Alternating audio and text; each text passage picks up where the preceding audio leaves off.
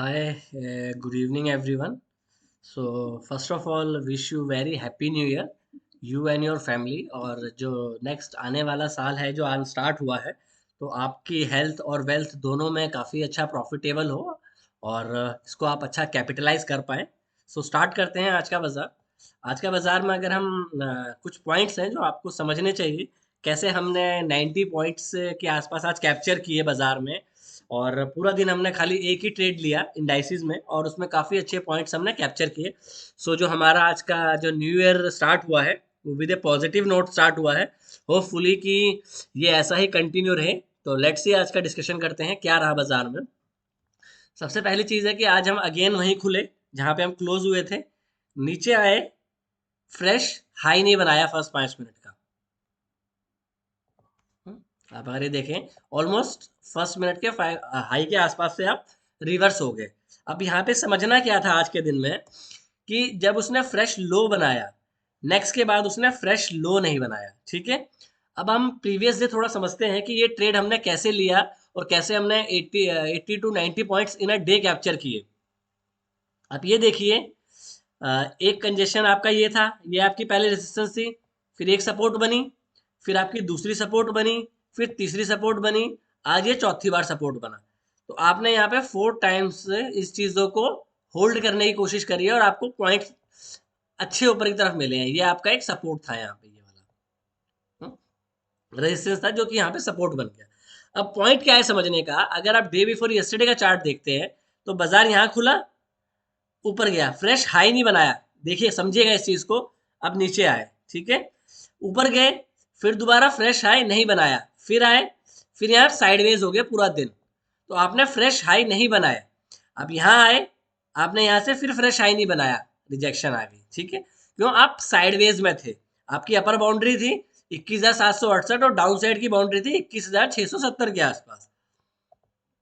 वही vice versa आज का दिन देखते हैं। बाजार यहाँ खुला, ऊपर गया, मतलब अपने जो मॉर्निंग का हाई था वहां पे गया, नीचे आया, ये नीचे आया, फिर ऊपर गया, देन अगेन जब नीचे आया तो इसने फ्रेश लो नहीं बनाया। Vice versa day before yesterday उसने फ्रेश लो बनाया था इसको तोड़ने के बाद। ठीक है, ये लो बनाया, उसके ऊपर गया, फ्रेश हाई नहीं बनाया, फिर दोबारा फ्रेश लो बनाया। आज क्या हुआ, बाजार ऊपर गया, यहाँ आया, फ्रेश हाई बनाया। ठीक है, इस चीज को देखिए, ये फ्रेश हाई बनाया इसने, ऊपर गया, फ्रेश लो नहीं बनाया। समझ रहे हैं आप इस चीज को कि यहाँ पे जो फ्राइडे को हो रहा था फ्रेश हाई नहीं बना रहा था, फ्रेश लो बना रहा था।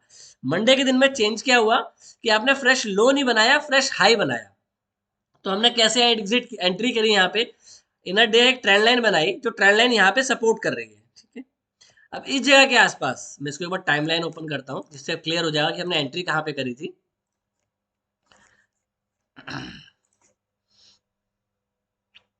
ये जब ये 20 और 200 से ऊपर चला गया, 20 और 200 से जब ऊपर चला गया बाजार, ये देखिए, ये यहाँ पे इस जगह के आसपास हमने अपनी लॉन्ग पोजीशन बनाई। 90 21,800 की कॉल ली, 90 रुपीज के आसपास, 91 92 के आसपास ली। और ये जो आपकी कॉल है, ये वन वे में 190 के आसपास गई। हम्म, अब हम इससे एग्जिट हो गए इस जगह के आसपास। क्यों यहाँ पे हम एग्जिट हुए, ये समझना है। आप बाजार वर्टिकली ऊपर गया, वर्टिकल ऊपर के जाने के बाद आप R2 पे गए, आपने पिवट से R2 की पिवट से R2 की जर्नी करी है आपने। अगर आप ग्लोबली देखें तो ग्लोबली आज बाजार बंद थे सारे के सारे, चाहे आप एशिया के देख लेते हैं, ग्लोबल के देख लेते हैं, ये सारे के सारे बाजार बंद थे। तो ये जो मोमेंटम आपको मिला, ये दैट इज स्टॉप लॉसेस जो आपके यहाँ पे लगे हुए थे, जो यहाँ पे लोग शॉर्ट थे।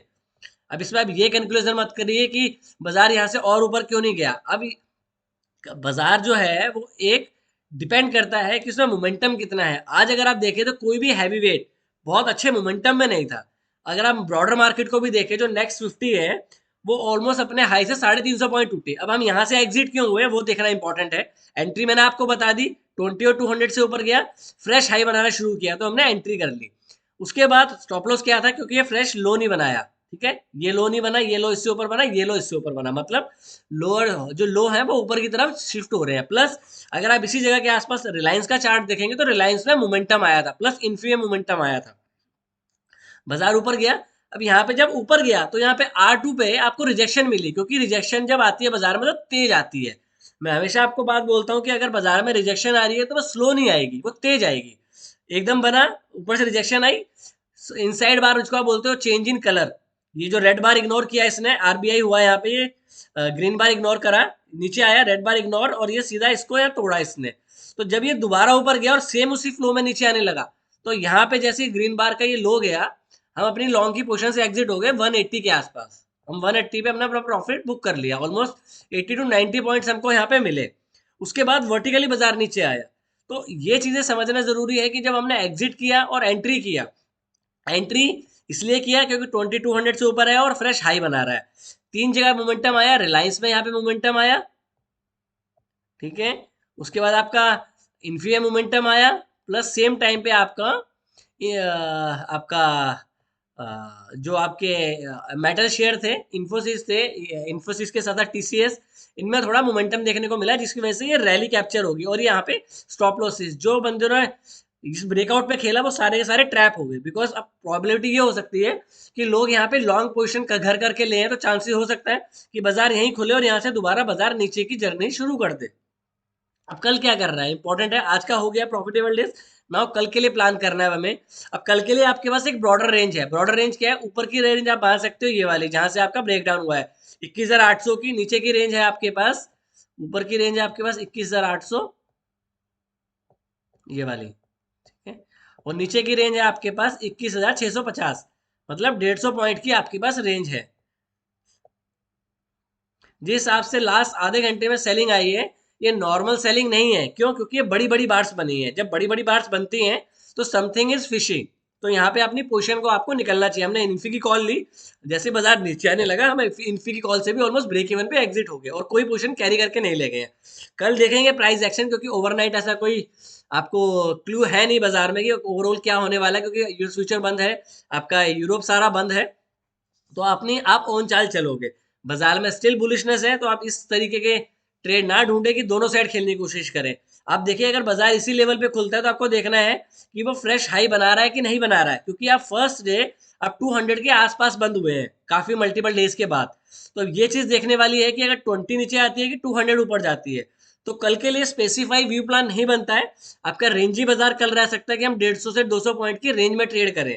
तो बेस्ट ट्रेड क्या बनेगा? अगर बाजार आपको इनके 21,600 के आसपास मिल जाए तो आपको बाय करना चाहिए, बिकॉज आप R2 से ऑलमोस्ट पिवट्स पे आ गए हैं। तो अगर कल आप S1 पे आते हैं तो आपका बाइंग पॉइंट बनेगा S1, ठीक है। अब S1 पे ब्लाइंडली आप बाय नहीं करेंगे। S1 पे आपका फ्रेश लो नहीं बनना चाहिए।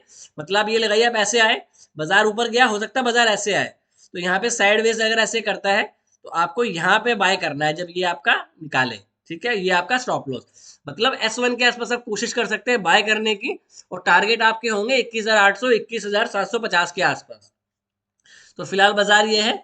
बैंकिंग में और एनबीएफसी में हो सकता है थोड़ा सा मामला शांत रहे, पर आईटी पे नजर बना के रखिए, मेटल्स पे देखिए, और आपका हो सकता है सीमेंट सेक्टर भी थोड़ा सा परफॉर्म करे।